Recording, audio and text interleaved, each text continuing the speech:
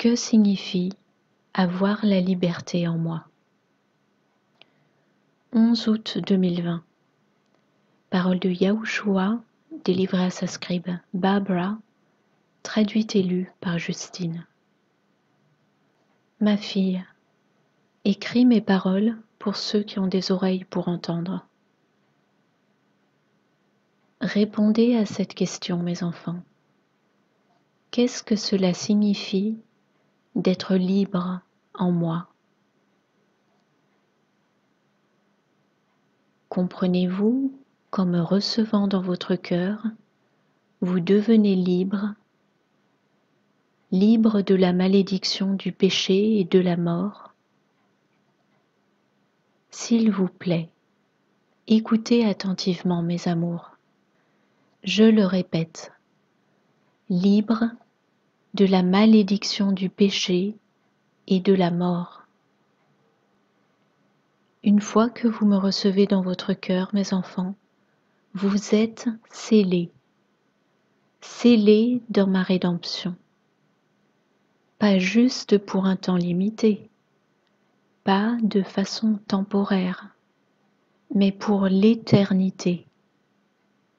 Pas parce que vous accomplissez ou laissez inachevé, mais simplement en croyant en moi.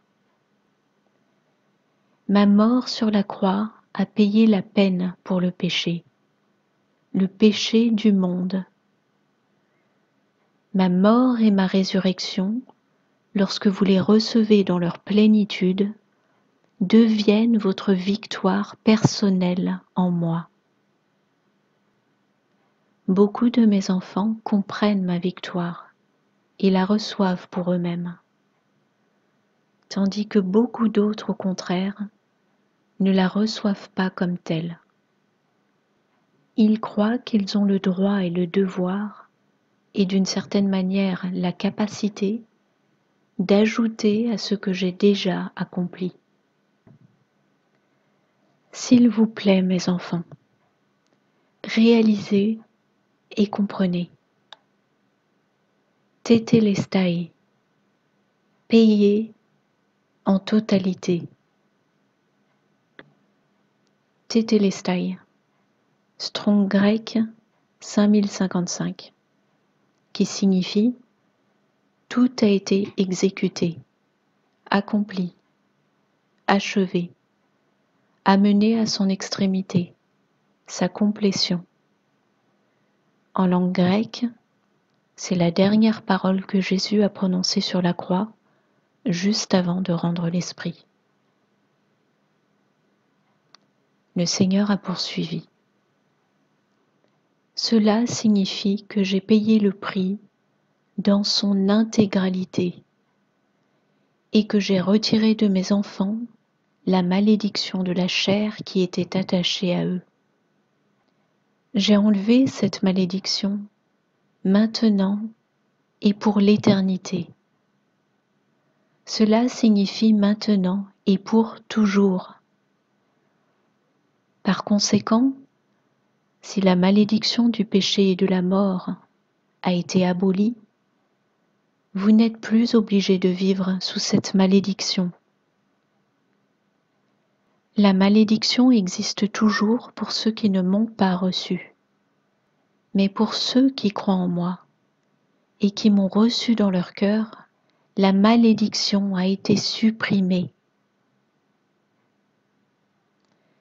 Comme ma création occupe des corps de chair et est sujette à des modes de pensée charnels, beaucoup continuent de croire à tort. Ils croient qu'ils doivent continuellement obtenir leur propre victoire contre le péché. Et ils tentent d'accomplir l'auto-justification, leur propre rachat, et la vie de droiture en comptant sur leur propre force. Ils ne voient pas que la malédiction placée sur eux a été enlevée une fois pour toutes, pour tous ceux qui m'ont reçu. Ils essaient de marcher dans leur propre vertu, qui, pour moi, n'est qu'un chiffon sale. Quelle liberté trouve-t-il en moi quand il se replace sous la malédiction? Pour beaucoup, mon plan de salut semble trop simple.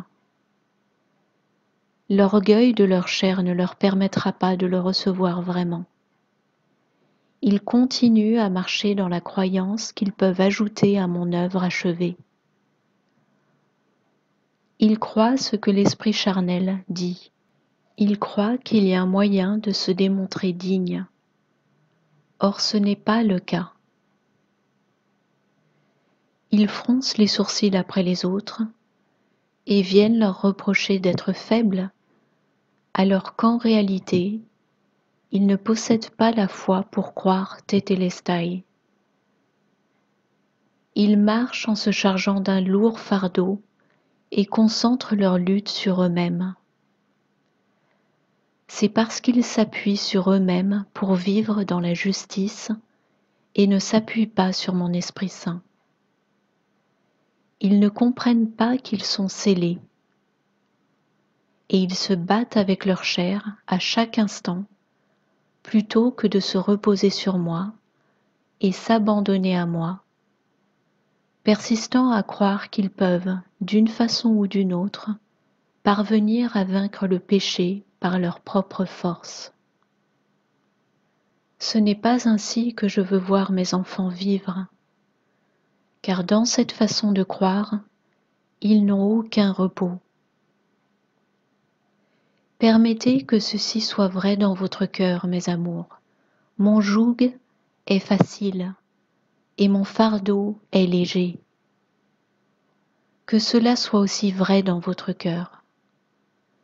Dieu a tant aimé le monde qu'il a donné son Fils unique, afin que quiconque croit en lui ne périsse pas, mais ait la vie éternelle.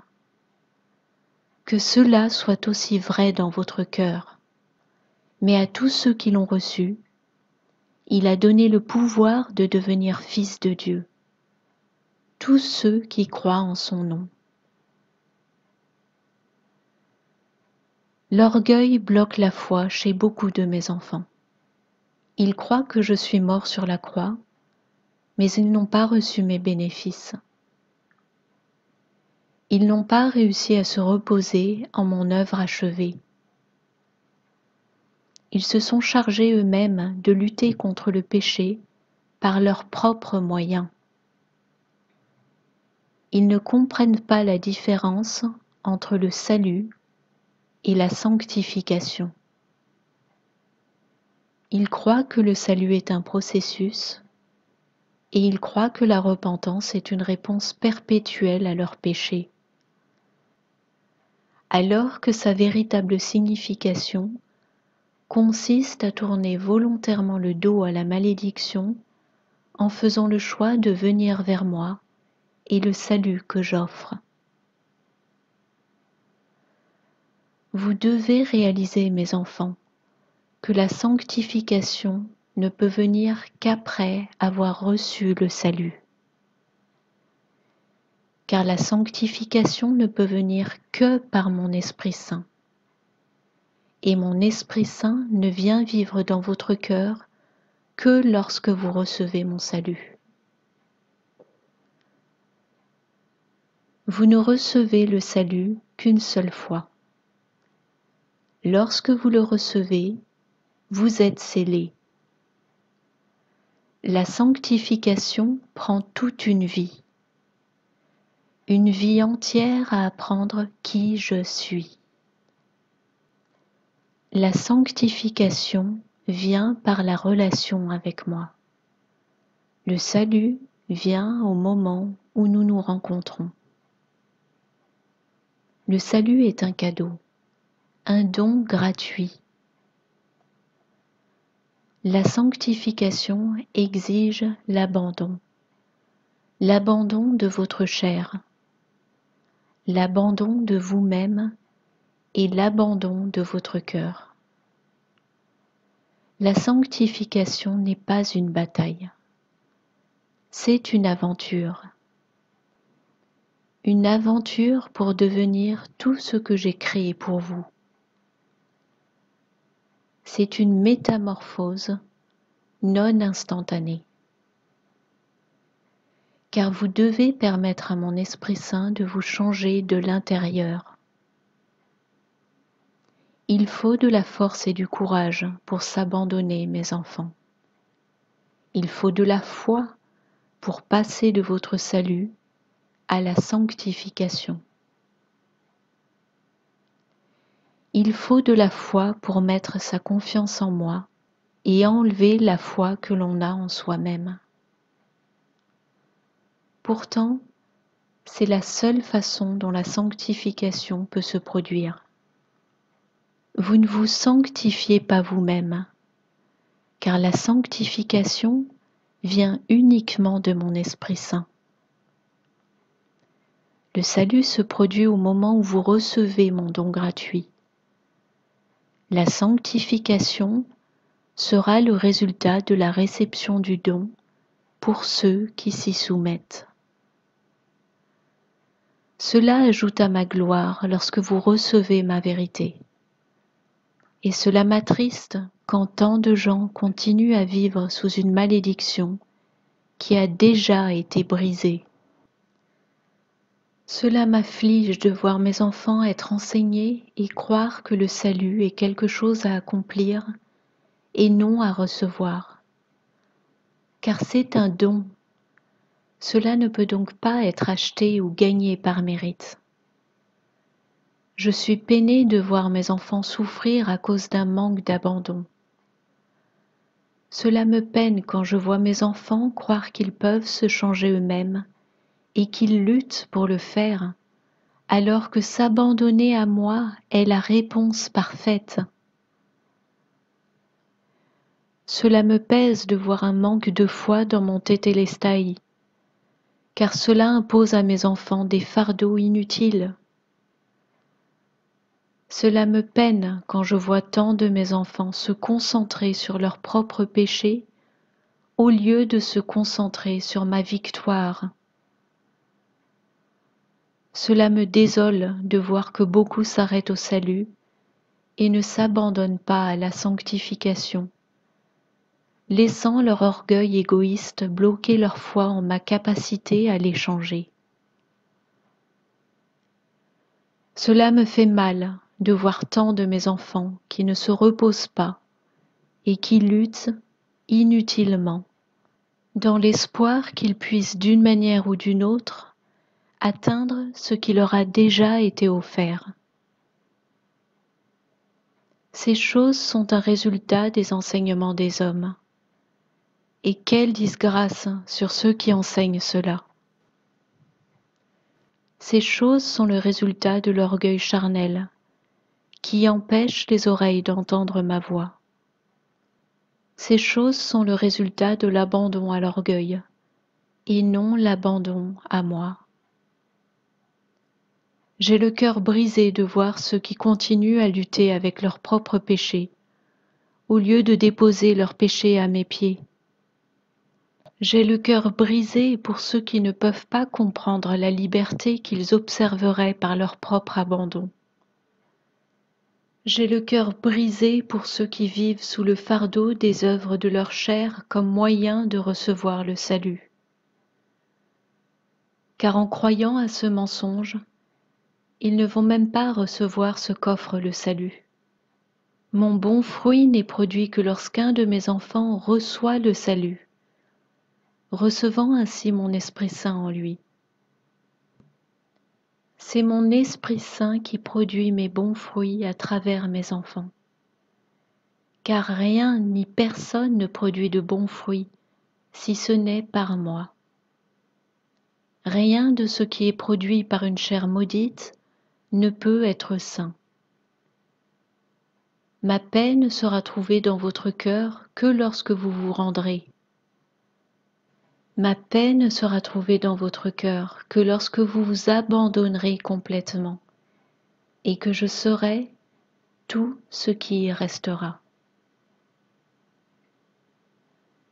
À ce stade du message, le Seigneur a demandé à Barbara d'écrire et insérer ici les versets suivants. Colossiens 3, 15. et que la paix de Christ à laquelle vous avez été appelés pour former un seul corps règne dans vos cœurs, et soyez reconnaissants. Jean 6, 35. Jésus leur dit: Je suis le pain de vie. Celui qui vient à moi n'aura jamais faim, et celui qui croit en moi n'aura jamais soif. Actes 10, 43. Tous les prophètes rendent de lui le témoignage que quiconque croit en lui reçoit par son nom le pardon des péchés. Actes 16, 31. Paul et Silas répondirent: Crois au Seigneur Jésus, et tu seras sauvé, toi et ta famille. 1 Corinthiens 2, 14. Mais l'homme animal ne reçoit pas les choses de l'Esprit de Dieu, car elles sont une folie pour lui, et il ne peut les connaître, parce que c'est spirituellement qu'on en juge. 1 Jean 5, 13.